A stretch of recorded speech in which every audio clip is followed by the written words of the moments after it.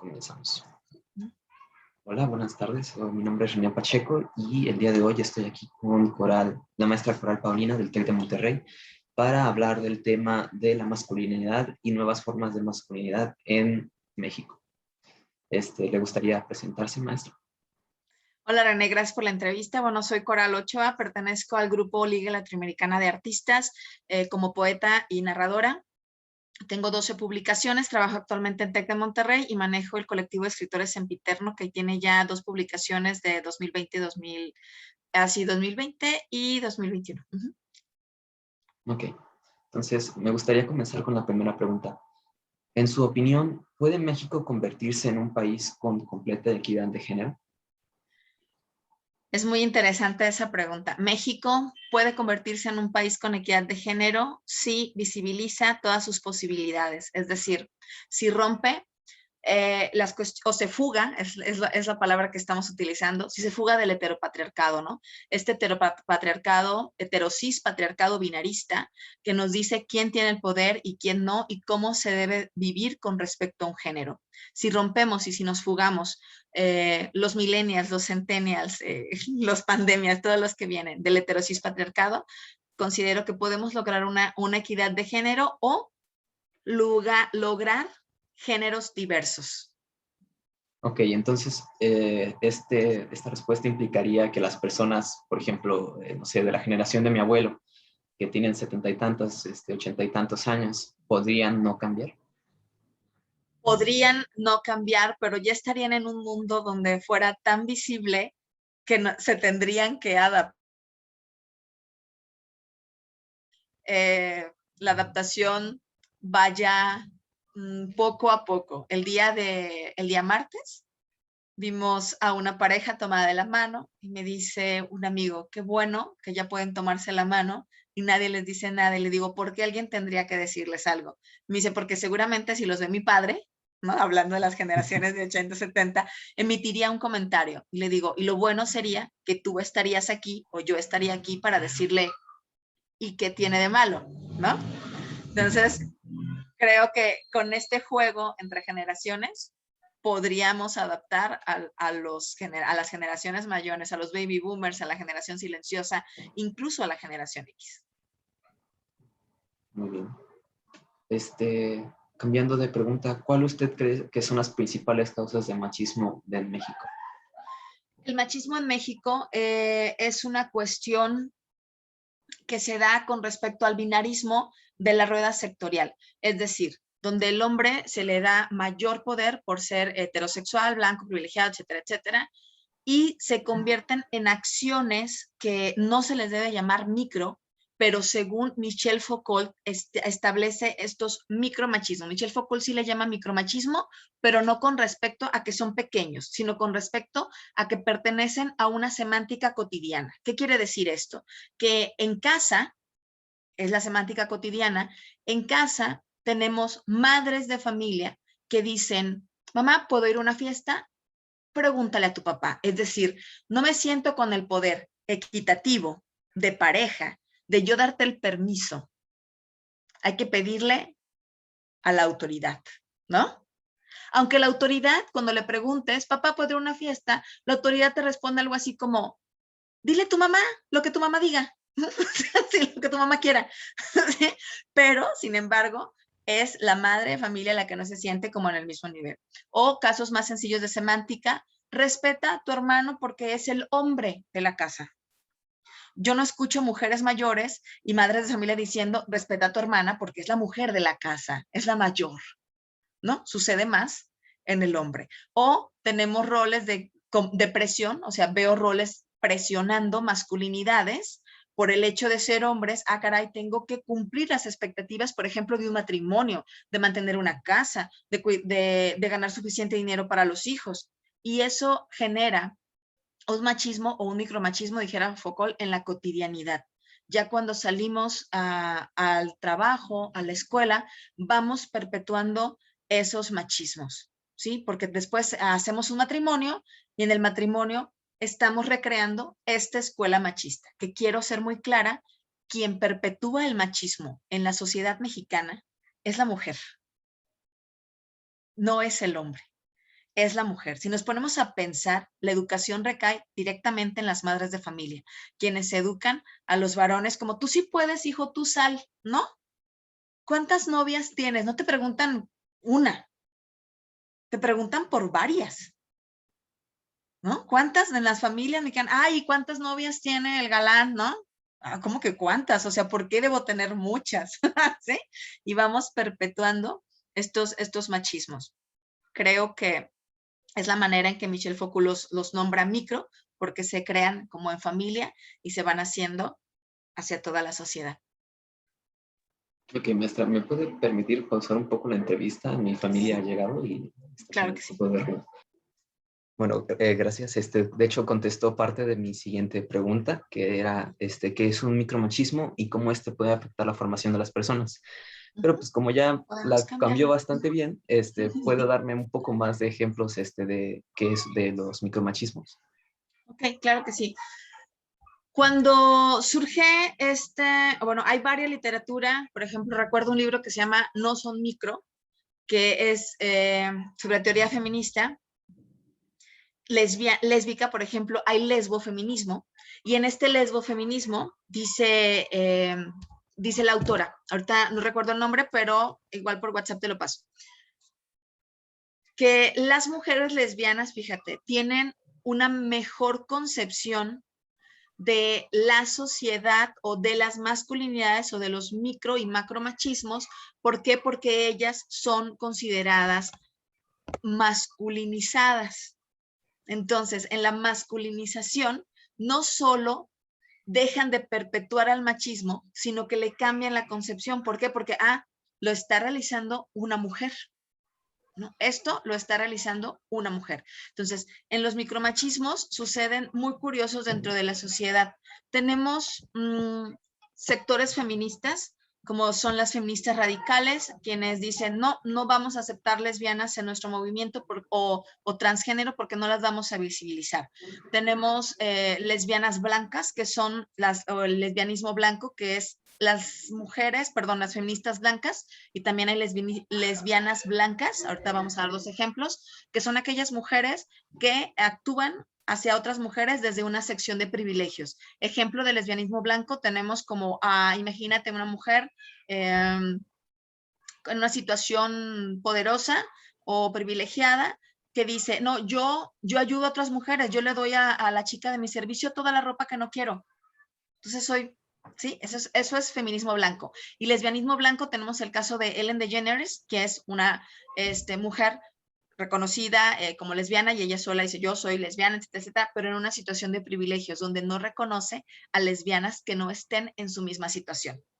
¿Sí? Entonces eso es lesbianismo, feminismo blanco.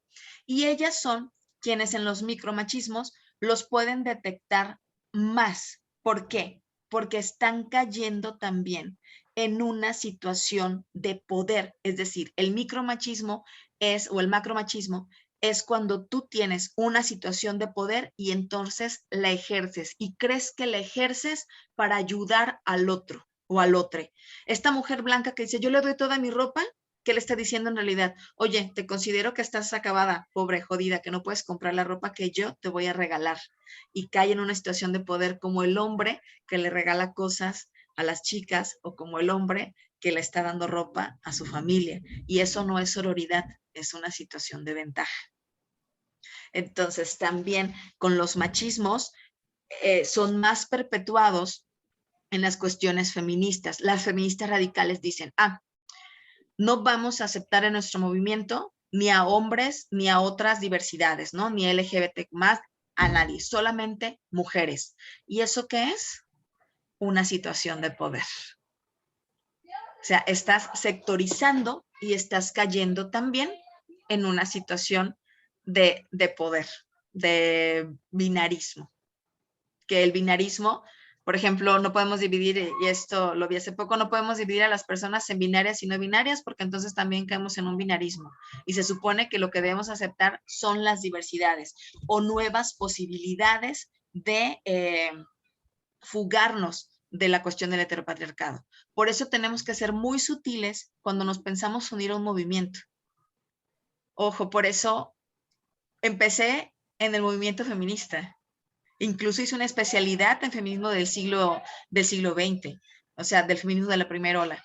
Me fugué de ese feminismo y me pasé directamente, ahorita estoy estudiando un diplomado en masculinidades, porque considero que están más cercanos a lo que yo quiero retratar o fugarme del sistema y no perpetuar. Si seguía en el feminismo, iba a seguir sectorizando. Era una desgracia porque tengo un hijo varón, ¿no? O con genitales masculinos. Entonces, si yo estaba en el sector feminista, estaba también ejerciendo un machismo directo de poder sobre mi hijo. No me puedes ayudar, no puedes opinar, porque no eres mujer. Y no quería eso. Muy bien, gracias. Un poco enredoso, pero... Sí, es lo que estaba pensando precisamente. Ajá. Aunque también sí he visto varias, podría decirse, investigaciones o cosas por el estilo que llegaban a clasificar el binarismo o no binarismo en una escala, pero después la cambiaron a una rueda y después están ahorita cambiando todavía en el proceso de adaptarse. Así es. Para pasar a la siguiente pregunta, aprovechando que vi que usted utilizó precisamente este tipo de lenguaje, ¿qué piensa usted acerca del lenguaje inclusivo como maestra de español y pues como persona en general también? Sí, cuando yo estudié, tengo mi maestría en lingüística, entonces se estudia la lingüística desde la gramática de la RAE, ¿no? Desde la Real Academia Española. Y entonces sí aprendemos que el plural masculino incluye ya el plural femenino. Bien, las reglas gramaticales de la RAE lo indican, pero cuando estudio masculinidades o cuando estudio feminismos, descubres que no incluye la visibilidad de género. Cuando no incluye la visibilidad de género, no me gustaría formar parte de un lenguaje que no incluya a todes. ¿Eso qué significa? Cuando hablamos de lenguaje inclusivo, existen publicaciones equivocadas que dicen, si quieres hablar del lenguaje inclusivo o si quieres ser incluyente, ¿por qué no aprendes braille o por qué no aprendes lenguaje de señas? Bien, eso, perdón, pero debería ser por ley, porque también estás excluyendo. Que un restaurante no haya pensado en poner un menú en braille, me parece discriminación y me parece causa de derecho. ¿Por qué no? O sea que si las personas ciegas son nuevas, son desde el lenguaje inclusivo para acá, ¿no? No había ciegos después del lenguaje inclusivo. O las rampas para discapacitados. ¿Cuántos restaurantes conoces que tienen rampas para discapacitados o lugares para discapacitados? En el cine, ¿por qué el lugar para discapacitados está hasta el frente? Es el peor lugar para ver la película. Eso también me parece discriminación. Entonces, hay causas que son situación de derecho, no de lenguaje inclusivo. Y aún en la situación de derecho, el lenguaje inclusivo significa las diversidades, exclusivamente la comunidad LGBTQ+ y los no binarios. En eso va el lenguaje inclusivo, no ciegos, no sordos, no, porque eso por ley o por Estado de Derecho debería de ser, debería de llegar a un restaurante a revisarlo y decir dónde está tu menú en braille, dónde está tu mesero que sabe el lenguaje de señas, dónde está tu rampa para discapacitados, dónde está tu acceso de baño para... Eso debería ser por Estado de Derecho. Y el lenguaje inclusivo debe ser, oye, aquí vas a dar un discurso, tienes que decir bienvenides, porque no sabemos si en tu población a la que es el discurso existen diversidades como no binarias o LGBTQ+. Jacques Derrida, que es un lingüista del cual yo me enamoré en la maestría, de todos sus libros, tiene una aportación valiosa que dice que el lenguaje se deconstruye. Lo que hoy significa una cosa y es visible y notorio para el contexto histórico, posteriormente no va a ser así. Y un ejemplo claro que da Jacques Derrida es un poema de Santa Teresa de Jesús en su libro Las Moradas de Santa Teresa de Jesús. Si tú tomaras un libro de Las Moradas de Santa Teresa de Jesús, de su primera publicación, de su primera edición, te vas a encontrar un poema que le dice, y entonces le está hablando a Jesús, ¿no? Y le dice, tú habitas en el retrete de mi corazón. Y si lo leyéramos en su primera edición y le dijimos, ay, pues qué, pues en Dios en el excusado, ¿no? Jesús en el excusado. Claro, porque en esos contextos la palabra retrete significaba profundidad. Y si tú haces una concepción y ves al fondo de tu taza de baño, de tu retrete, pues claro, ¿cómo le ponemos? El retrete no existía cuando Santa Teresa de Jesús escribió las moradas, pero cuando se inventa el retrete o el excusado, dicen, ok, ¿cómo le ponemos? No, pues agárrate el diccionario latino, ¿no? Y vamos a ver qué significa profundidad, porque esto va hacia el desagüe, o sea, va, retrete, ¿en qué más se usa? No, en nada, súper, vamos a ponerle retrete. Y ya le echaron a perder el poema Santa Teresa, entonces ya los nuevos traductores dicen, no, pues estás en lo más profundo, ¿no? En lo más profundo de mi corazón, o estás pues sí, en lo más profundo, es como ha sido la traducción. Pero es mi ejemplo más claro de lo que significaba antes, hoy ya no significa, e incluso tiene un valor risorio, ¿no? Imagínate diciéndole un poema a Jesús, estás en el retrete de mi corazón, pues no queda. Lo mismo será hoy diciendo compañeros, respetando, por ejemplo, el no binarismo y la comunidad. Para el día de mañana, esas personas se sientan cómodas diciendo, soy homosexual, soy lesbiana, soy no binario, soy transexual, soy travesti, ante una sociedad que no los juzgaría porque los está incluyendo en el lenguaje. O sea, ya les dice compañeros, ¿no? O sea, eres aceptado. Que quiero decir que se pronuncia con E, pero se escribe con X. Eso es muy importante. Eso no lo sabía. O sea, no se escribe compañere, o sea, es compañerex, pero así se escribe con X y se pronuncia con E. Y solamente es para las multitudes. No voy a decir amigues, porque tú perfectamente sabes que tus amigos, sabes quién es heterosexual, sabes quién es homosexual, y le dices, oye, ¿cómo quieres que te diga? Él o ella. No, a mí dime él, a mí dime ella. Entonces claramente le dices amigo, amiga, ¿sí? No vas a llegar ni decirles amigues, no, porque es solamente para multitudes, como todes, bienvenides, latinoamericanos, ¿sí? No es para pequeños sectores como, no sé, en este caso de amigos, o no sé qué escuchaba el otro día, bueno, pues alguna aberración que no se conoce.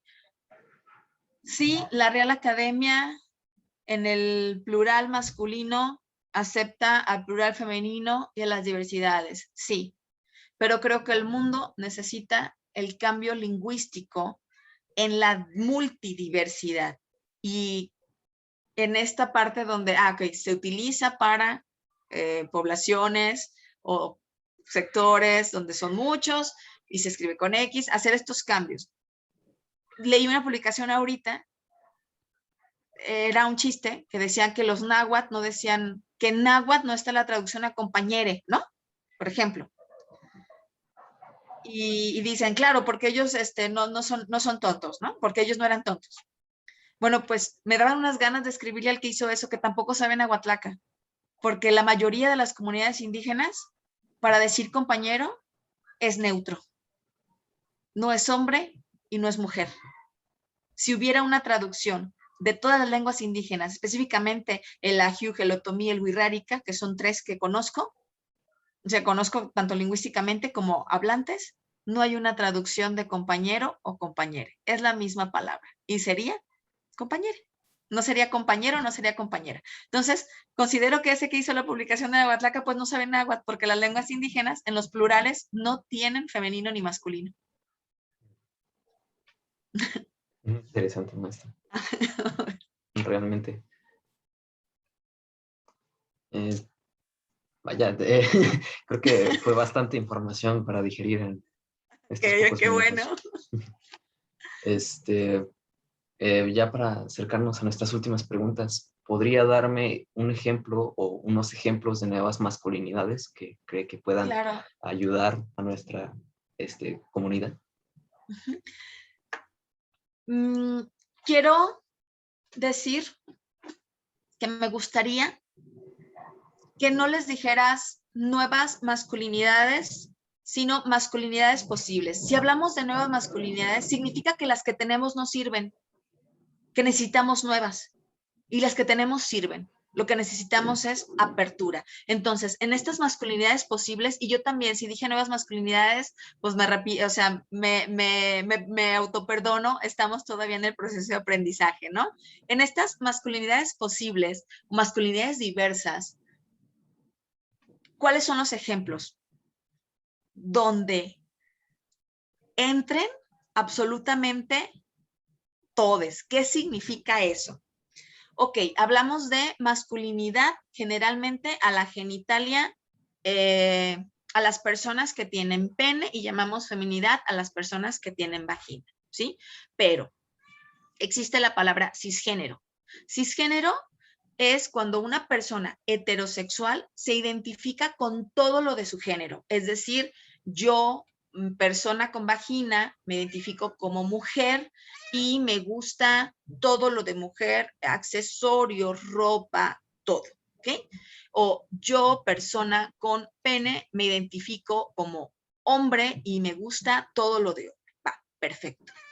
Pero, no te voy a dar de comer, pero en las nuevas masculinidades, en las masculinidades posibles o en las masculinidades diversas, eliminamos la palabra cisgénero. Por ejemplo, yo me considero una persona, fíjate lo difícil que está esto, una persona con vagina, mujer, pero masculina. Es decir, muchas cosas que son para las masculinidades me llaman mucho la atención, me atraen y las uso, me las pongo. ¿Ok? Entonces, hay masculinidades que son personas con vagina categorizadas hombres, pero muchas cosas de lo femenino, de las mujeres, les llama la atención y se los ponen. Ejemplo, uñas pintadas, maquillaje, aretes, ropa, en general de manera visible, ¿no? Ya podemos hablar de otras prácticas menos visibles, como alguna profesión, ¿no? Alguna profesión o alguna práctica deportiva. Quiero que no denigremos o decategoricemos a las masculinidades posibles por el hecho de, ok, es hombre, y luego sigue esta pregunta, pero es hombre, pero que trae las uñas pintadas, ¿no? Es una masculinidad. Es una masculinidad porque es un hombre con pene, y es una feminidad porque es una mujer con vagina, ¿ok? Y luego están las diversidades, que son los transexuales, los pansexuales, entonces esas son las diversidades, ¿va? Imagínate una sociedad donde acepte las masculinidades posibles, es decir, donde tú llegas a una escuela y se va a abrir la lista de life y no te van a juzgar porque estás con el equipo de ballet o con el equipo de natación, o entraste a folclórico, o traes las uñas pintadas, o traes el pelo largo. No te van a preguntar si eres hombre, si eres mujer, si eres homosexual. Simplemente van a dejarte libre en tu expresión, en lo que quieras demostrarle a toda la sociedad lo que tú eres. Eso me parece un ejemplo de mayor masculinidad, sobre todo romper la heteronorma. Las masculinidades posibles y las feminidades posibles, es decir, que salen del cisgénero, rompen la heteronorma. La heteronorma que nos dice el heteropatriarcado: tú eres hombre, o sea, con pene te debes de portar así, tú eres mujer y te debes de portar así. Rompamos la heteronorma desde las masculinidades posibles y desde las feminidades posibles. Y eso me encantaría. Otro ejemplo de masculinidad posible sería las paternidades, ¿no? Oye, quiero que el que paterne, o sea, el nuevo papá, se quede con la mamá los 40 días. Quiero esa masculinidad posible. No se quede una semana, no le den permiso de 2 días, porque generalmente es, ay, pero tú no tuviste al hijo, tú no tuviste al hijo, tú nada más 2 días. No, quiero nuevas paternidades. Dentro de estas masculinidades de esas masculinidades posibles, quiero paternidades posibles. Quiero permisos equivalentes para el nuevo padre, ¿no? 40 días, van 40 días con el chamaque para que juntos aprendan que están paternando y maternando, ¿no?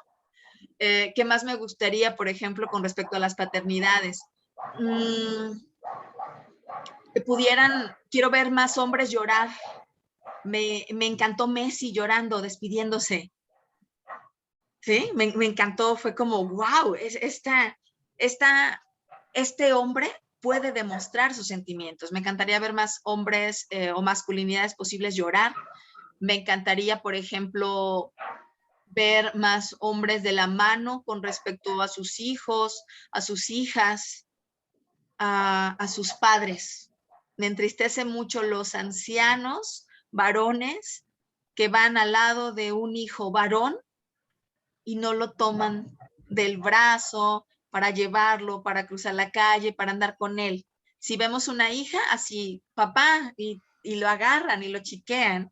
Y si vemos a un hijo, el trato es diferente. Entonces, sí me gustaría ver paternidades posibles, hijos diferentes, o sea, hijos posibles. Eso es lo que me gustaría con respecto a las nuevas masculinidades posibles.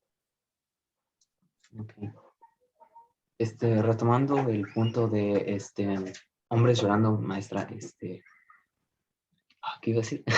No sé. Es que esta era una pregunta adicional que no tengo aquí escrita, así que Ok. voy a poner pausa al video para. Ok, entonces, hace unos meses vi una publicación. Usted ubica el meme donde está Will Smith llorando. Así Sí. como que sí. ¿Qué opina acerca de ese tipo de cosas que en la publicación mencionaban? Se está haciendo burla de un hombre llorando, ¿no? Uh-huh. ¿Realmente si se está haciendo burla o solo se agarró porque la imagen está chistosa y aplica para muchas cosas? Quiero primero decir que Will Smith es una masculinidad diversa, ¿no?